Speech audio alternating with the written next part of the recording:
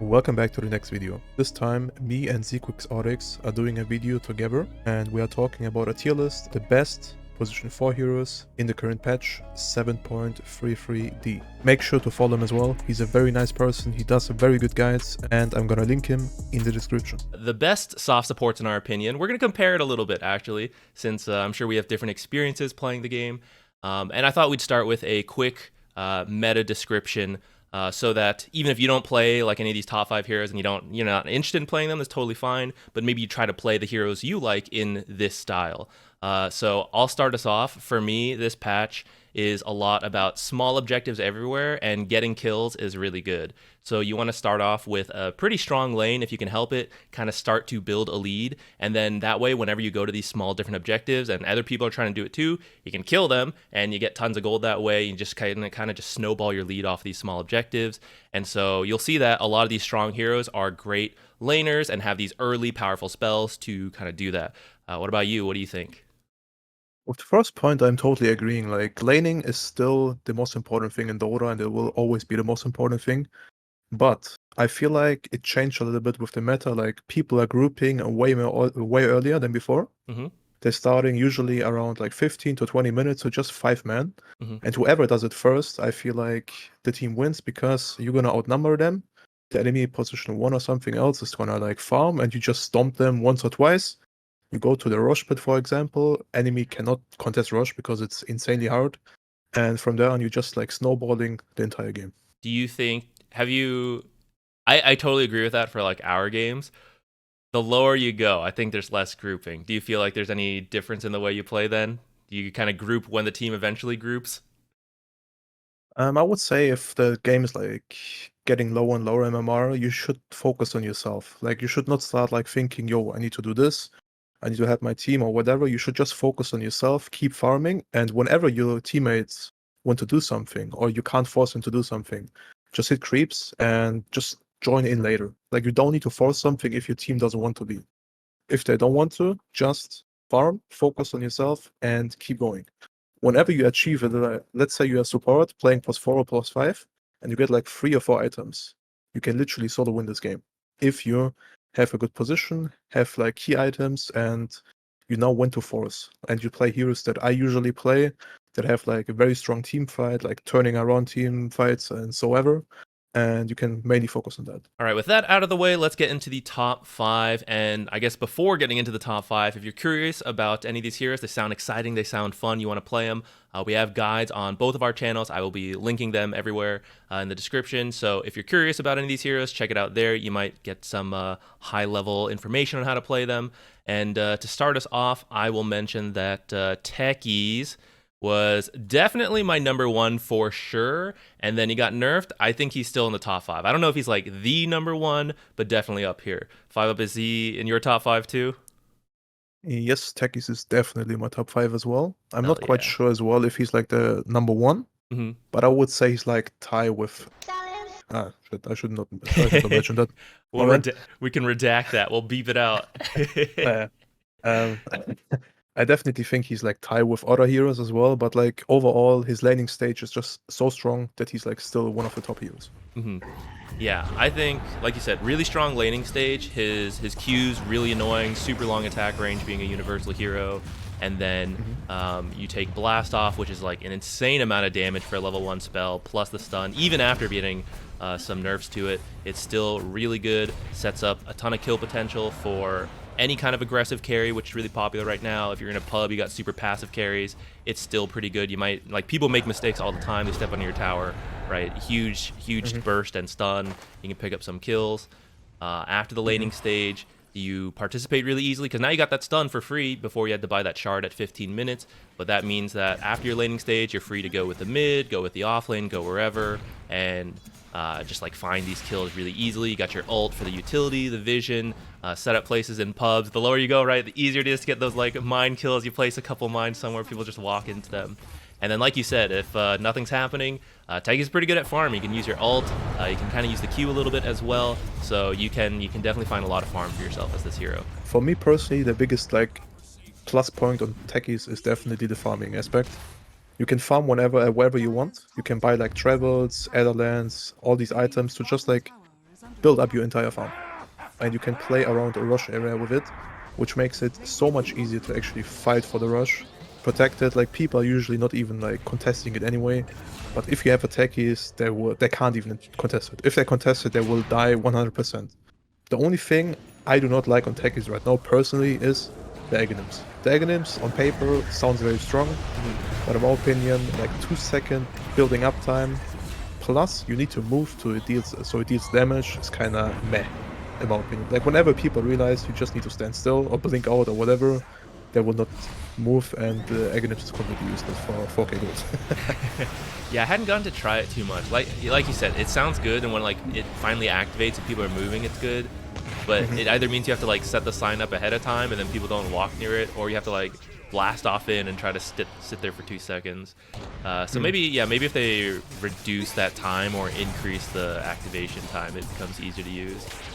Yeah, definitely. I think if they reduce it to 1 second, then this Aghanims is very good because you also match your suicide stun duration, so it feels like much better than before. But like 2 seconds, whoever stuns you, your shield progress is gone, and you're completely useless in the fight then. All right, 5 pair. The next one on my list is definitely Rubick.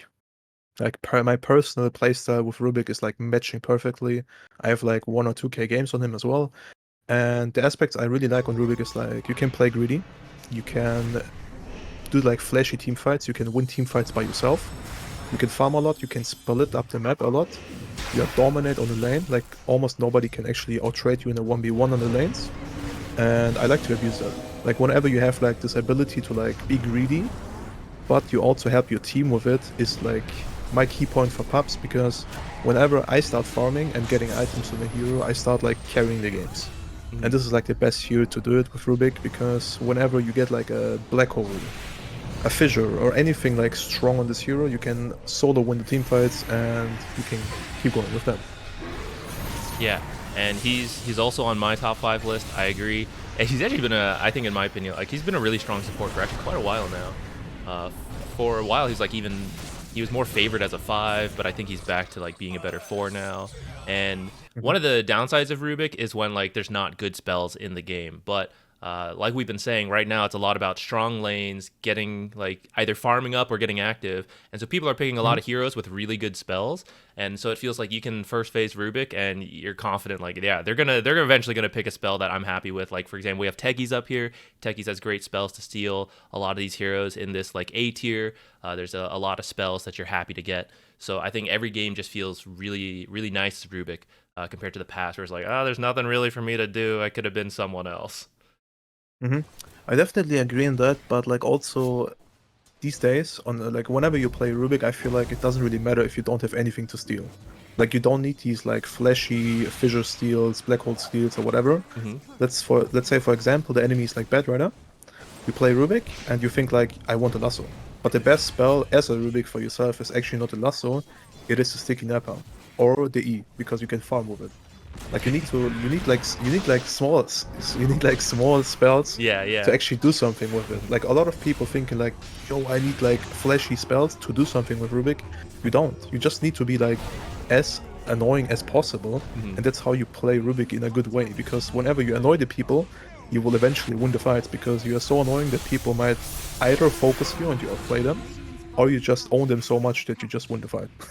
Yeah, no, I actually totally agree, and I know a lot of people are like, oh, I gotta get Black Hole, I gotta get like Ravage, and those are great steals, of course. But actually, sometimes some of the best steals are just like a low cooldown stun, because a lot of stuns are balanced by their duration, their cast range, and then Rubick just breaks that. He's like, yeah, longer stun, longer cast range, obviously, and so just getting like some low cooldown stun, low cooldown nuke. You just kind of like abuse it as Rubick. Plus, one big point as well on Rubick is warding aspects. You can ward Yeah. from like a billion range, and this feels so good. Like you don't even need to stand in the fights, and you can just ward off for your team on a cliff and win a team fight by that. Yeah, I love it. And there's just so many active items right now too that are popular on supports. Although Rubick tends to go like a little greedy with like Aether Lens, stuff like that are a little more about like helping him. But if you do decide to get any of those like popular support items, tons of them are like way easier to cast when you have all that free cast range from the back line. Next on my list, I will mention Clinkz, which actually I realized I forgot to put in this A tier, but that's fine. He is here now. Clinkz, he got nerfed, and he got really popular and has started to drop off now.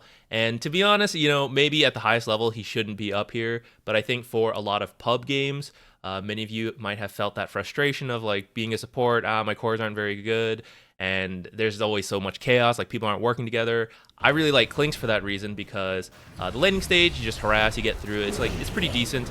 Sometimes it's a little awkward, but eventually you hit 6 and you become this invis roamer with a lot of solo kill, farming potential, and that feels really nice in pub games. Whether it's like a really coordinated game, okay, I find the people with my invis, like we gank them, I bring damage, I'll buy like some utility stuff. If you're in a lower rank game, like oh, I'm gonna get some damage, I'm gonna get some farm like on the enemy's half of the map, I'm gonna steal stuff, and eventually I'm gonna be strong like a core because I mean that's what Clinkz was before. So I feel like for pub games he's really good. Maybe the higher up you go, it drops off more, but at least even in my bracket, I'm finding a lot of success with him when people aren't doing things. I'm like, it's cool. I'm gonna eat creep. I'm gonna farm up. I'm gonna get strong. My personal problem with it, I've played Clinkz a few times as well, and whenever I play like let's say 10k plus averages, he feels nice. He deals a ton of damage. It is very nice, but the problem is people are just going glimmers, pavis, and so ever on minute like 10 to 15, and I think if you don't have like a nullifier on minute 18 to 20.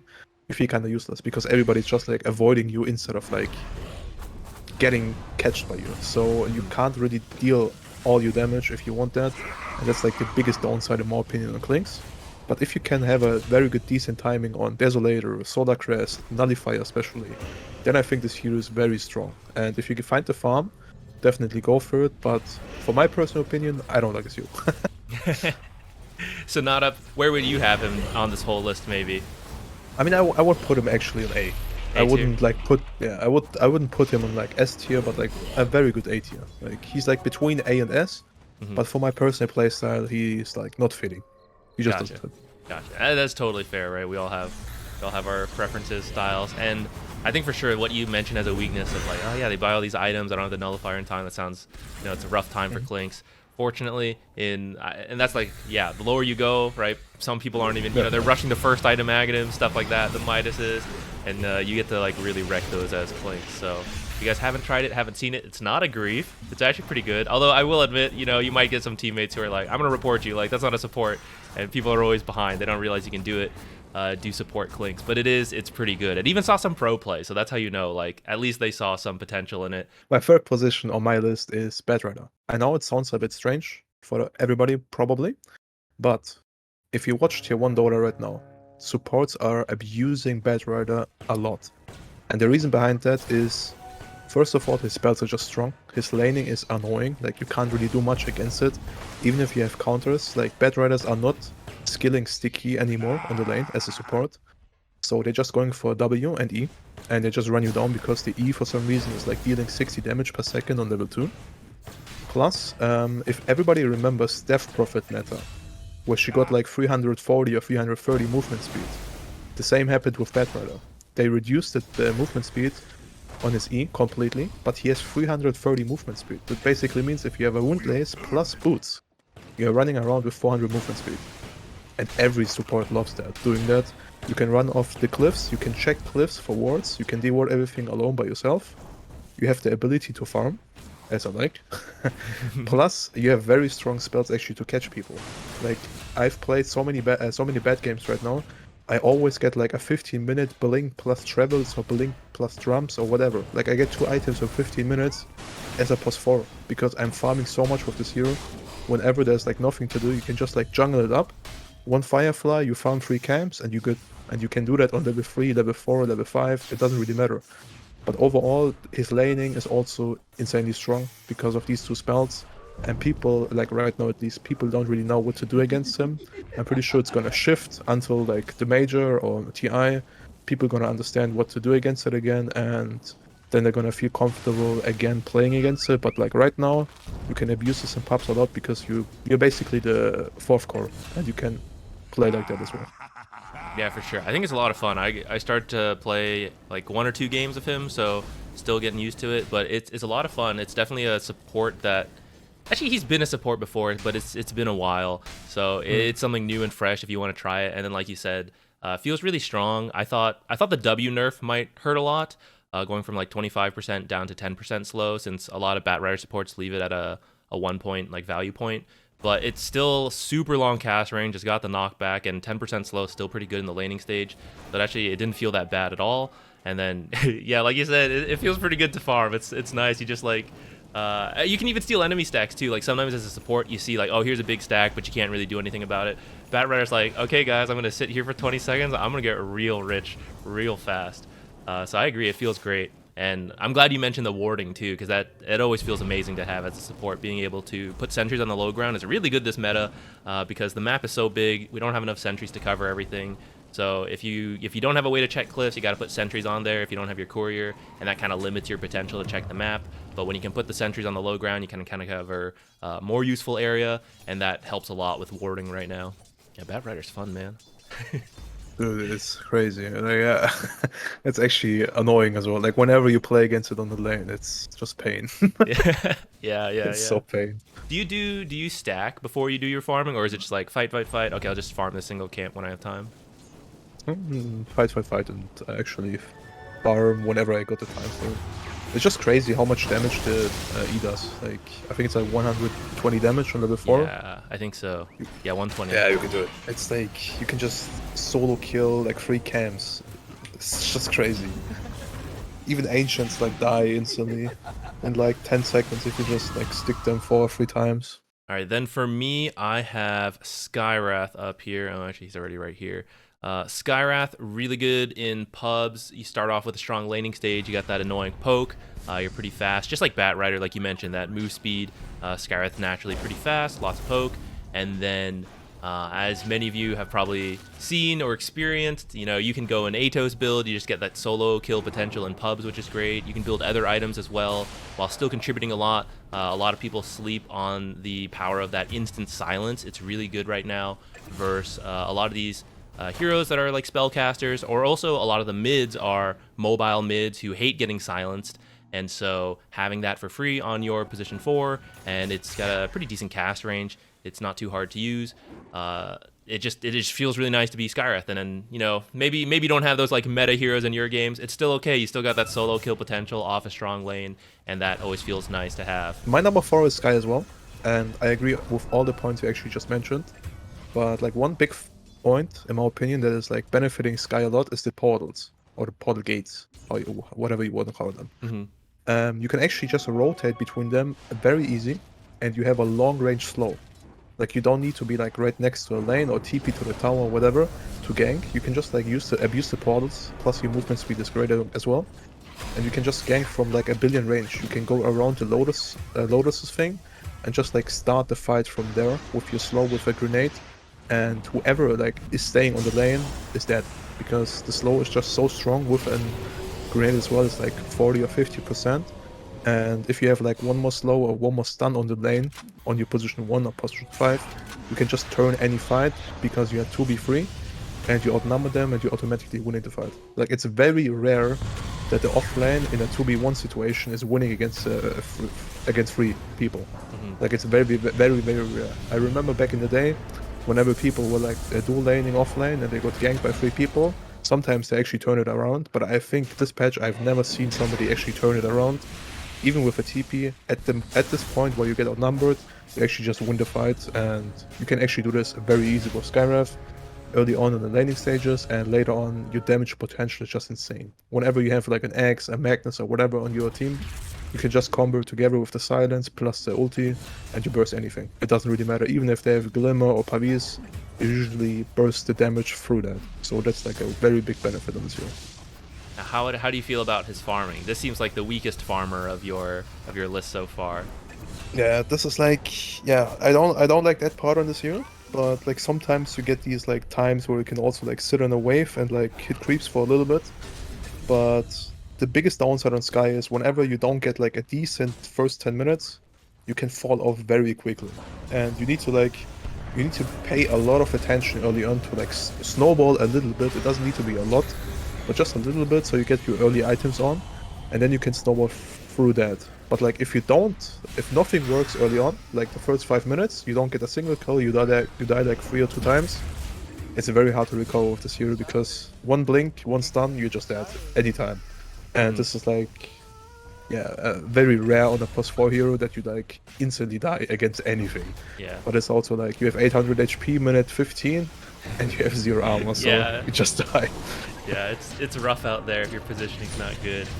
Yeah. But I'll take this moment to mention real quick. Off of having good lanes, I actually realized we've got 4 ranged heroes up here right now, or 5, I guess, in our top 5 so far. And a really common mistake that I see a lot on Skywrath, and you can make on these other heroes as well, is like you just don't auto attack enough. A lot of people just think like, oh, he's got like this slow cooldown spell, so that's how I'm going to harass. But actually, a lot of the harass from these heroes just come from right clicking, being long range, being fast. You just find these like poke, poke, poke here, there, here, everywhere, right? Like 2 to 3 auto attacks kind of equals 1 spell. So the more auto attacks you get in, you whittle them down, and then that's kind of when you like throw out all the spells to like burst them and finish the kill. I see way too many people just buy like 3 clarities at the start and just try to like harass through spells and like, okay, I'm out of mana, I just like sit in the back and clarity up. But that's not the way you want to play these heroes. If you want to get good at laning, you should count your trade off with the enemies. Like, I'm not sure if a lot of people know him, Omar, the position 4 on Quest. I know he does it every single game. He counts his hits to the enemy, and whenever he has less hits than the enemies, he's like, all right, I need more hits than him. Because whenever he's trading very efficient, and whenever you can achieve that you're always like trying to trade better than the enemy, you're gonna eventually win this lane because you're gonna have the advantage with the HP or with the resources you can buy or they can buy. So whenever you can like count your hits, or just like, for example, play a game, try to be aggressive on the lane, and whenever the game is over, rewatch it and count your hits. If you did more than the enemy, then you're good. If you didn't, then you need to think about it more in the game and in the lane. If you want to get better on lanes. Yeah, I like that actually. I think about that like in the moment. I'm like, oh, he just hit me for free. But I don't think I've ever like gone through the entire like say like 10 minutes of laning and just like 1, 2, 3 like all the way up. I do it in like small bursts. But I might maybe I'll give that a go. I'll see where I fall. Yeah, it doesn't need to be like in game that you count, but like just think about it a lot and like rewatch it after the game. Like watch your replay and just count the hits. If you do more than the enemies, then you're good. If you don't, then you need to think about it more in the game actually, because it's very important, especially against heroes that have a lot of regen or they need to buy a lot of regen. If you can like interrupt that by hitting them every single time, you're gonna like force them to buy more regen. And you're gonna get even more out of it because they're gonna lose gold and you don't gonna lose gold. Because usually Sky as well, so we go back to it, it's a very strong trader. Like you just use your W, you use a Q or your silence, and you deal like 400 damage with your right clicks, if you do it properly. If you just use your W and one right click and then you go back, you deal like 180 damage. But if you hit like 4 times, plus your W, then you deal like at least 400 to 300 damage. So you need to always think about it, trade efficient, not inefficient. All right, finally for me, I have Spirit Breaker. I think this hero fills in a lot of what is frequently missing in pub games, which is like you got 3 people picking like farming cores, and then no one can actually start a fight. No one has a stun. Spirit Breaker brings tons of stuns, very low cooldown. You got that fun RNG bash, you know, if you like to do a bit of gambling there. And I think he's just really tanky. It's something that's like always missing in a fight. And he just feels really strong right now, scales pretty well. A lot of the items feel nice on him. And he actually scales like into a really strong hero. He's like zooming all over the map once you get some items. So it actually makes the farming a little easy. But if you have a really bad early game, even though I said like it covers the draft weaknesses, if you have nowhere to gank at the start, it actually does feel really bad. So that's kind of like the dangerous part about pubs, I'd say. But especially when the drafting is like pretty decent, you have like a couple active heroes, like at least one, and that you can play with, then he feels great. He feels like he offers a ton for these ganks, and then that global pressure. And even with the twin gates, like he doesn't have to use them, but he can, and so he can like twin gate over and then charge from a new angle people don't expect. I feel like Spirit Breaker is like similar to this guy. Whenever you don't have like an okay-ish early on game, you will be very, very weak because you can fall off pretty quickly. Like this hero needs a lot of experience and like 1 or 2 items, otherwise this hero just feels awkward to play, especially as a support because you're not focusing on farm. But overall, I definitely agree. This hero is strong and he can actually work if you make it. Like if you want to make it work, you're gonna do it. Yeah, and like to your point, yeah, Skywrath being a ranged hero has a little easier time in lane, I'd say. Just like even if your offlaner can't help you at all, You can do a lot of annoying poke, a lot of stuff. Spear Breaker being melee, it's a little harder to get stuff done if you don't have anyone to play with. Yep. So yeah, definitely a risk of having a really bad lane and just dropping off. But also I think because of charge being a faster, it's like almost a little bit more potential as well. It's like, oh, this lane's going well. Now it's easier for me to like zoom to that lane, help that lane as well. So maybe a bit of a risk reward playing Spirit Breaker. Yeah, I definitely agree on that. The only point I think in the meta right now that is like not good for Bada is that all the range position 3 heroes are actually falling off a lot. Like you don't see any DPs anymore, Venos. Sometimes you see Enigma, but very rare, and overall the range heroes are like not that popular anymore. And having like a double median offlane is like strange most of the times because you're gonna lose it probably as a double melee against like a good enemy safe lane, but overall if you have like a range hero on your lane, then you're I think always good to go because this hero is strong. But I feel like if you have like a situation where your offlane is a melee already, I don't think it's the best way to like pick Spirit Breaker because usually as a support, everybody knows that you need to adapt. Don't expect your chorus to adapt to you, so try to adapt to your chorus. Whenever you see like your offlaner picked already, don't pick double melee, just try to like pick him a strong lane support so you dominate the lane and he's happy. And if you see he has a DP or something, then you can go for the Bada easily. And then what about you? I think he's not on your top 5. Who's your 5th pick then? Indeed. My top 5 is Earthshaker. Like, whoever knows me knows that I'm also a level 30 Earthshaker. I have like 2k games on him as well. But overall, if you look at it, he got buffed in the recent patches only. TI is getting close, and everybody knows whenever TI is getting close, Shaker's getting overly buffed, and after TI he's getting deadly nerfed. So it's like always like that. Every TI patch, Shaker's getting insanely buffed. And like right now, he's not gonna get nerfed probably until the major. Maybe after the major he's gonna get nerfed. But I do not think so. So overall his spells are very strong. You can win lanes by like repositioning with Fissure easily. And that's like a big benefit for your offlane every single game. You can just like re-put your offlane in front of your tower and you can just chill. Like you can even leave your position 3 alone and like roam to the XP runes, to the bounty runes, to the action runes, to gank the middle, because you are free with that. Like with Shaker, you don't have any pressure like, yo, I need to be scared my offlaner is gonna die because his wave is like in front of the enemy tower. You can always like, yo, my wave is in front of my tower, I can do whatever I want. But the important thing is like communication. You need to tell your offlaner, yo, I'm leaving for the XP rune or I'm leaving for the action rune, and like tell him before you leave. Don't tell him when you are already gone because it might be too late and he might die easily. Yeah, and that's something that he has, like you were saying, Spirit Breaker also has an issue, like, hey, I want to roam, but like can't leave this guy, oh, maybe we're double melee. I think Earthshaker doesn't suffer from that as much because, like you said, you have Fissure to pull the lane back. Is that something you think, like, you just do every game pretty much? You always, like, Fissure your own wave, or is there something you look for before doing that? I think you can always do it. Like, there are, like, some very, very, very rare scenarios where you can block the enemy wave. So your wave is pushing into the enemy tower. But if you want to do that, you need to think about blocking the camps. Like, you need to block both camps, otherwise you cannot do that.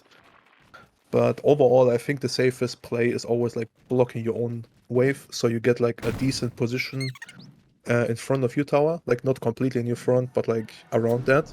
And then you need to, like, interrupt the pulse. Like, whenever you can do that, Shaker's also, like, decent-ish at, like, trading 1v1 against position 5 players, or position 5 heroes. And in these kind of scenarios, like, let's say, for example, you hit the enemy 5, and the enemy 5 is, like, hitting you 1v1. If you want to use your Fissure, always think about it. Your Fissure is a very long range and also got buffed the recent patch. Try to Fissure him plus the position 1. Even though if you push your wave, you're like double damaging and you're being efficient with your Fissure. And you deal like more damage to him plus to the enemy safe laner. And you can actually abuse that. Like one thing I also like to do as Shaker is, whenever I'm level 2, I'm interrupting pulls or I'm blocking the enemy camps, I'm like pulling my wave back. And then I'm like warding up behind the enemy tier 1 tower sometimes. And I'm just like hunting for Curious because you one-shot Curious with a W. And that's like one of the most annoying things to play against. It's great. Actually, I don't usually play that much Earthshaker, so more for me it's miserable watching Earthshaker just like slam my courier into the ground with the one shot. I definitely agree on that. It's annoying, but like that's the thing. You should never get into the attitude with Shaker, yo, I want to dominate the lane. It's always like you want to either 50-50 or you want to win it by a little bit. And you're going to win it by 1 point. You let your offlaner a lot of solo XP, so he's strong. And whenever he's like level 4 or 5, and you are actually level 2, the enemy is probably level 3 or 4. So just giving a lot of experience to your offlaner, and whenever your offlaner is actually using this advantage, you're gonna actually own them. Because it's always like, whoever is the higher level usually is the stronger hero. And you have a fissure to actually block them off. If the enemy have like no way of getting out, you can even get killed at some point with your fissure. You can block people off very easy. Even though the lane is like wider open, it doesn't really matter because your fissure got buffed as well with the range. I think it's like 400 plus range. And this is like very good. It's just insane to actually lane with this hero if you do it properly. So those are our top 5s, and again, if any of those sound interesting to you, I will be linking the guides we have for some of these heroes. I don't think we have it every single one, but maybe if you want it, let us know, and we can work on it. You can always join our streams.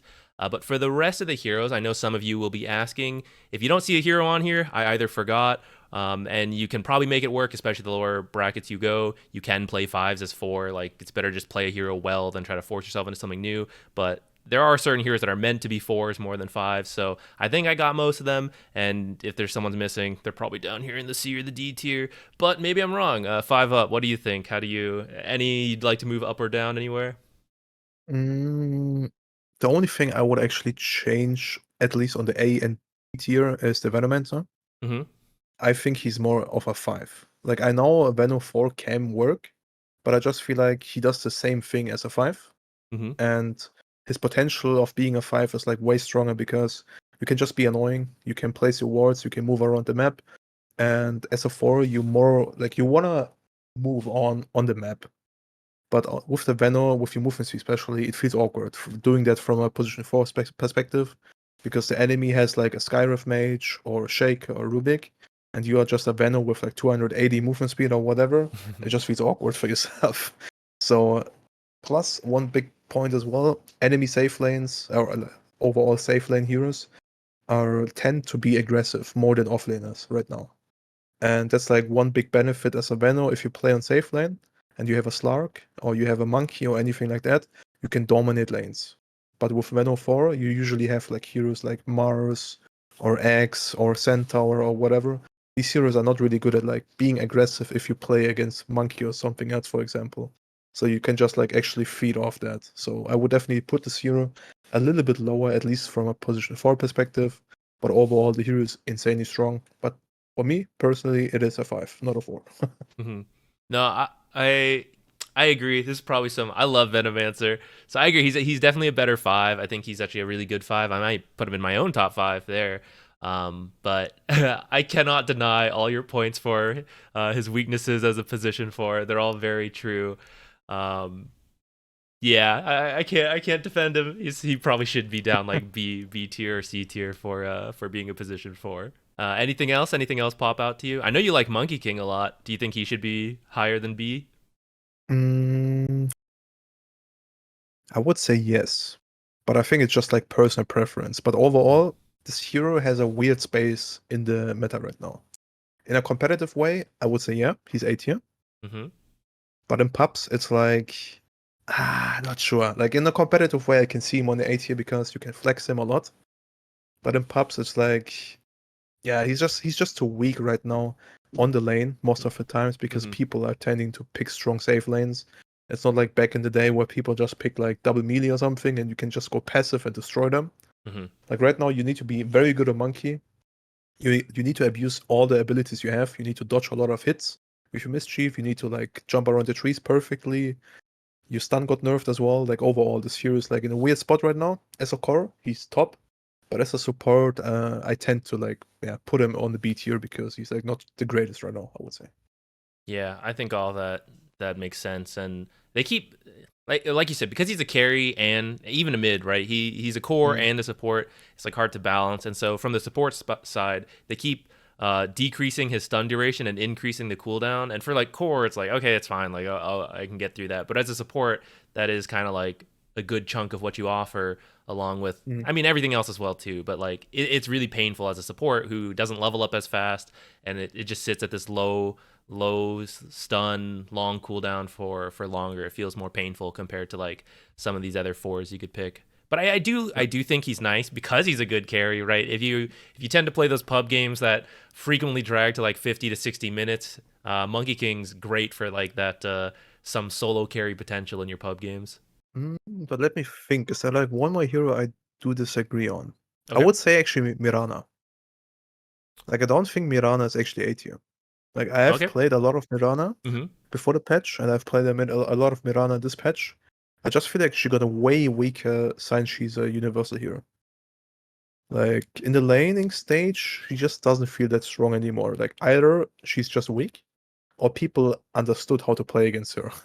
Mm-hmm. It's like one of the other. Like either people just are very good against it to play against it, or he just got weaker because of the universal change. On like the universal change is like a bit weird because the damage is not that high anymore.